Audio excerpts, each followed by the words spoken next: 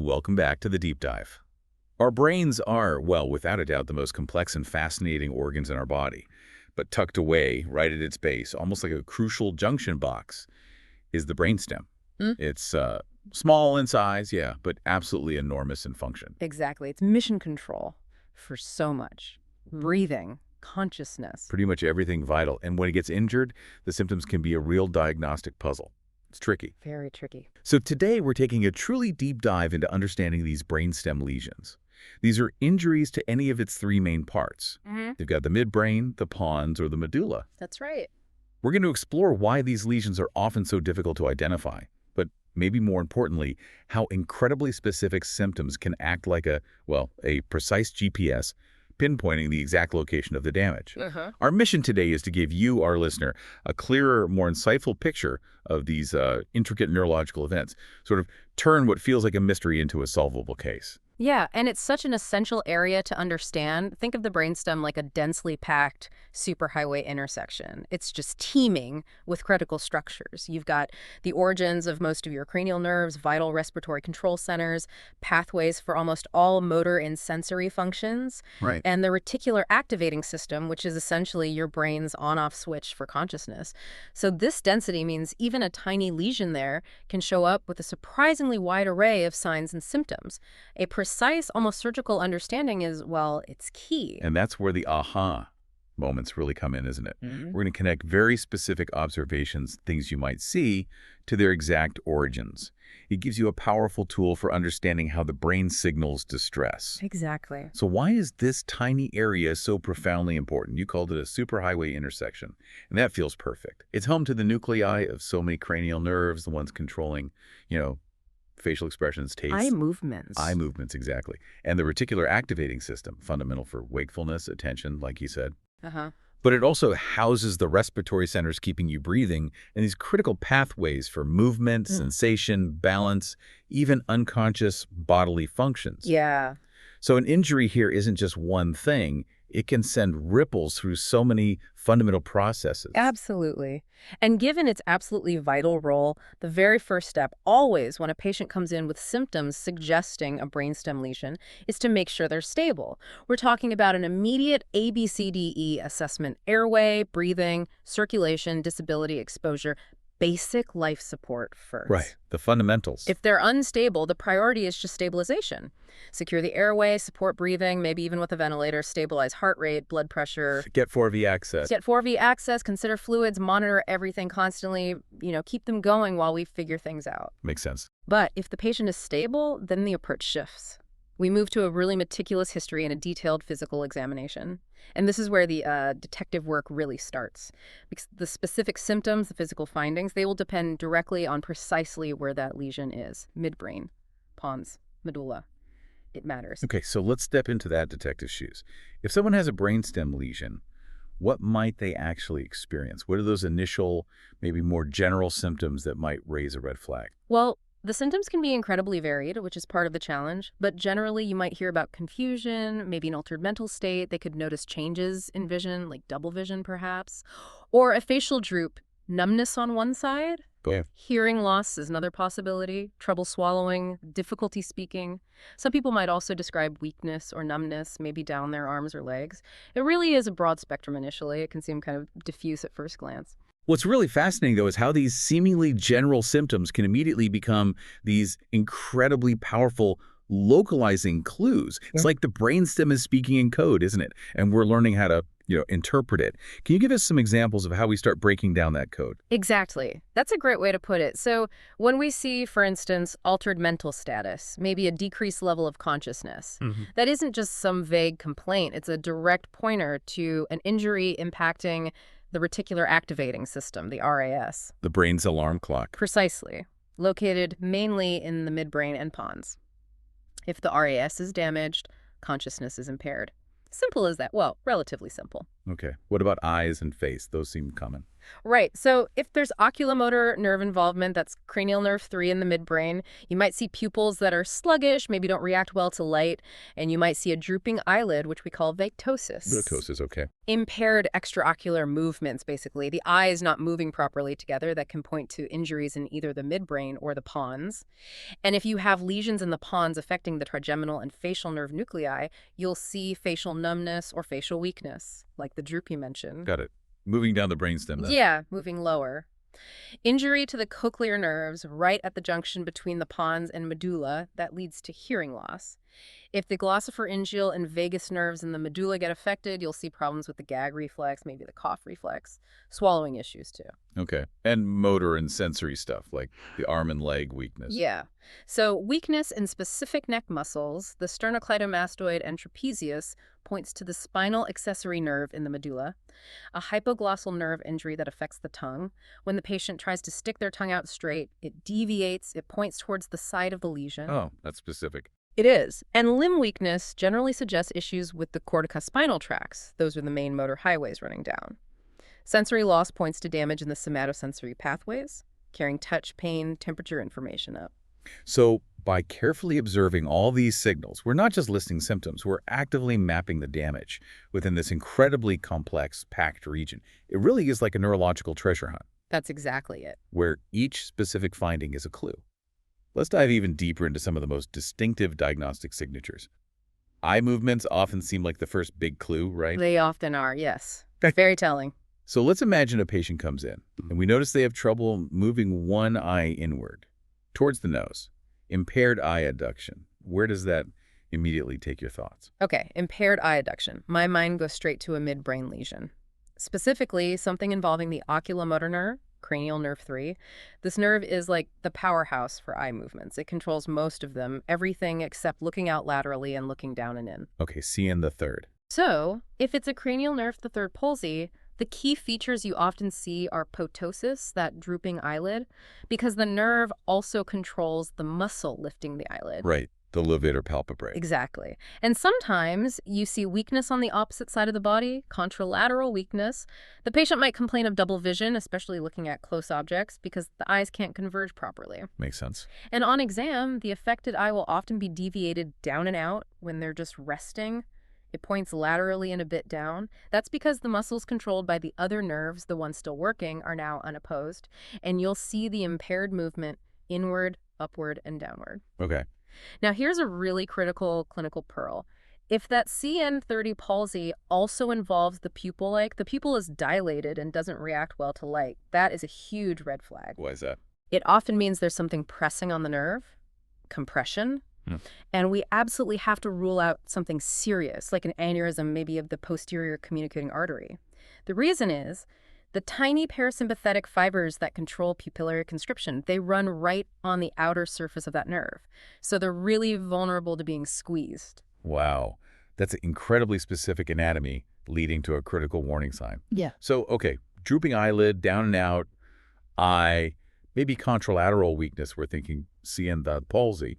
But what if we definitely have both the ptosis and the contralateral weakness together? Does that narrow it down? Yes, it does. If you see both ptosis and contralateral weakness clearly present, we start thinking about Weber syndrome. This isn't just any CN the palsy. It's a specific type of stroke or lesion, usually in the midbrain, that hits both the cranial nerve 3 fibers and the cerebral peduncle right nearby. And the cerebral peduncle is? Think of it as the main freeway where the corticospinal tracts run, those motor control pathways we mentioned, going from the brain down to the body. Got it. So hitting both structures means you get the CN, 3-eye problems, and the body weakness on the opposite side of the lesion. Fascinating how adding just one more symptom pinpoints the location even further. Okay. But what if the adduction, the inward eye movement, is impaired, but there's no drooping eyelid, no ptosis? Does that point somewhere else entirely? It absolutely does. A very different scenario. In that specific case, impaired adduction, but normal eyelid function, we strongly consider internuclear ophthalmoplegia, or INO. INO, okay. This is caused by an injury to a pathway called the medial longitudinal fasciculus, or MLF. Right. Think of the MLF as the brain's internal wiring system for coordinating horizontal eye movements. It connects the nerve nuclei that move your eyes left and right, Specifically, it links the abducens nucleus on one side, which controls looking out, to the part of the oculomotor nucleus on the other side that controls looking in. It ensures that when one eye looks out, abducts, the other eye simultaneously looks in, adducts. So they move together smoothly. Exactly. If the MLF pathway is damaged, that coordination breaks down. The patient's history might give clues, too. Maybe risk factors for stroke, like diabetes or hypertension. Or sometimes, a history of multiple sclerosis MS frequently causes INO, especially in younger patients. And what does it look like on exam? Typically, you'll see nystagmus, those involuntary, jerky eye movements, but specifically in the eye that is successfully abducting, the one looking outward. And crucially, you'll see impaired adduction. One is the inability to fully move inward of the other eye. It's a very specific, almost textbook finding when you see it. That clarity on the MLF's role is brilliant. Okay, let's flip the coin now. What if the problem isn't moving the eye inward, but outward? The eye struggles to move laterally. Where does that take our diagnostic journey? Right, impaired eye abduction. Difficulty looking outwards. That typically points us towards a pontine lesion, something affecting the abducens nucleus or nerve, which is cranial nerve 6. This nerve's main job is controlling the lateral rectus muscle, the one that pulls the eye outward. And again, like before, we immediately assess for limb weakness because that helps understand the extent of the lesion. Okay, so scenario 1. Yeah. Just the eye abduction problem. If there's no associated limb weakness, we're generally thinking of a straightforward cranial nerve 6 poly, isolated nerve issue. The affected eye will look like it's deviated medially, kind of looking inward towards the nose at rest. That's because the medial rectus muscle pulling inward is now unopposed. Right. And of course, you'll see the impaired abduction when they try to look sideways. Okay, simple enough. But what if there is limb weakness? Well, if you see hemiplegia weakness on one side of the body, along with that eye abduction problem, then we're likely looking at Millard-Gubler syndrome. This is more complex. It comes from a lesion in the ventral or front part of the pons, and it affects the cranial nerve vilga fibers and the corticospinal tracts passing through there, causing that contralateral limb weakness. So weakness on the opposite side of the body from the lesion. Exactly, but there's more. The fibers of the facial nerve, cranial nerve 7th, often get caught in the crossfire too, as they loop near the abducens nucleus in the pons. So that leads to an ipsilateral lower motor neuron facial palsy, meaning facial weakness like a droop on the same side as the pontine lesion. Wow, okay, so Millard-Gubler is, Yeah, I can't look out, face is weak on the same side, body is weak on the opposite side. precisely. It's a classic cross-deficit pattern pointing right to the ventral pons. That's a lot of distinct issues, all stemming from one relatively small area. And speaking of severe pontine problems, what about that truly profound, devastating condition sometimes linked to the pons? You're likely thinking of locked-in syndrome. It's an extremely severe condition. It's typically caused by a bilateral injury, meaning affecting both sides of the ventral pons. Most often, this is due to a stroke affecting the basilar artery, which supplies that area. The key feature is quadriplegia weakness or paralysis in all 4 limbs, and the patient is unable to speak, they're mute. But they're conscious. That's the striking and tragic part. On examination, the patient is awake and alert. They can understand everything. This happens because the reticular activating system, our consciousness switch, is mostly located higher up in the midbrain, and it's often spared. So they're aware, but trapped. Exactly. Trapped within their own body. They usually can't move anything except their eyes vertically up and down, and they can blink, but no horizontal eye movements. And there's typically bilateral facial weakness as well. It's an incredibly difficult diagnosis. That really underscores the power and the importance of this precise anatomical understanding. Okay, shifting gears again. What if the midbrain and the pons seem okay? What if eye movements are completely intact? Where does that guide us in localizing the damage within the brainstem? Right. So if we connect this to the bigger picture, intact extraocular movements pretty much rule out significant midbrain or pontine lesions affecting those key eye movement nerves. That directs our attention downwards, squarely to the medulla, the lowest part of the brainstem. Okay, the medulla. And here, the main job becomes differentiating between lateral medullary syndromes and medial medullary syndromes. And the key differentiator, often the first thing you look for, is the presence or absence of Horner syndrome. Horner syndrome. Okay, let's start there. What if it is present? If Horner syndrome is present, we're thinking lateral medullary syndrome. This is famously known as Wallenberg syndrome. It's marked by that Horner syndrome, the ptosis, mild eyelid droop, meiosis, constricted pupil, and anhidrosis, decreased sweating, on one side of the face on the ipsilateral side. Same side as the lesion in the medulla. And why does that happen? It tells us that the descending sympathetic fibers, which control those functions, have been damaged as they pass through the lateral part of the medulla. Patients with Wallenberg typically describe a very sudden onset of symptoms: severe dizziness or vertigo, nausea, vomiting, sometimes persistent hiccups. Hiccups, really? Yes, hiccups can be a surprisingly prominent feature. Right. Also, a hoarse voice and difficulty swallowing dysphagia. Okay. And on exam, besides the Horners. You'll often see nystagmus, those jerky eye movements again, a decreased gag reflex on the same side as the Horner syndrome. And crucially, there's a very distinctive pattern of sensory loss. Decreased pain and temperature sensation on the ipsilateral face the same side as the lesion. Okay. That's due to damage to the spinal trigeminal nucleus. And decreased pain and temperature on the contralateral side of the body and limbs the opposite side. Ah, the crossed sensory loss. Exactly. That's from injury to the spinothalamic tract. Plus, you often get ipsilateral limb ataxia, clumsiness, or incoordination on the same side as the lesion because the inferior cerebellar peduncle connecting to the cerebellum is involved. And what usually causes Wallenberg?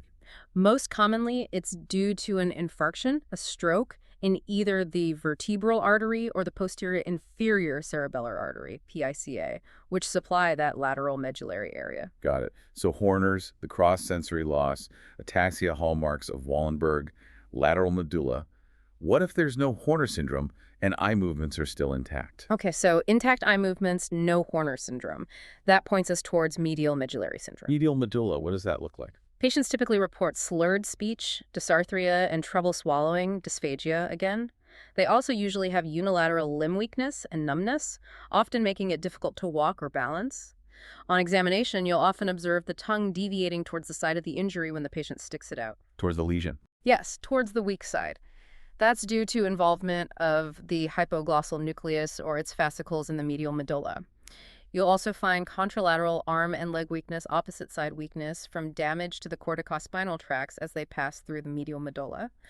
And distinct from Wallenberg, you get a contralateral loss of proprioception, joint position sense, and vibration sense.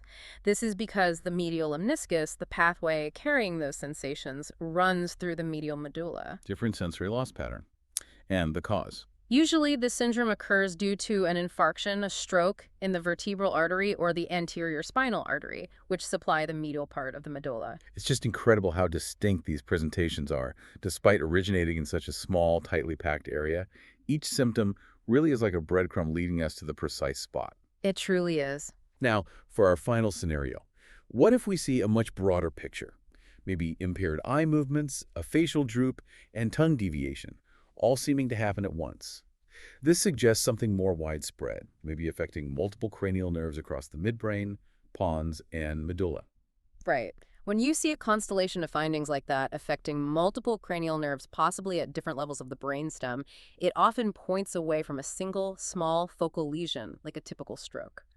Instead, we start thinking about a meningeal process, something infiltrating or inflaming the meninges, those membranes surrounding the brain and brainstem, or the cerebrospinal fluid itself. Ah, so affecting nerves as they exit the brainstem. Exactly. Because the cranial nerves have to emerge from the brainstem and travel through those meningeal spaces to get where they're going, a widespread process in those spaces can hit any number of them. So then we dive back into the patient's history and other exam findings to figure out the underlying cause. The two most important, or perhaps most concerning, causes we need to consider are leptomeningeal carcinomatosis and subarachnoid hemorrhage. Okay, tell us about those. With leptomeningeal carcinomatosis, this is basically cancer cells spreading to the meninges.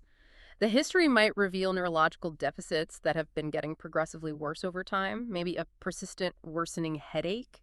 Sometimes the patient has a known history of cancer elsewhere, or general symptoms like fatigue, unexplained weight loss. And diagnosis. Diagnosis is typically confirmed by analyzing the cerebrospinal fluid, doing a lumbar puncture or spinal tap, and looking for malignant cells under the microscope. Cytology. Okay. And the other one, subarachnoid hemorrhage. Subarachnoid hemorrhage, or SAH, usually has a much more dramatic, sudden onset.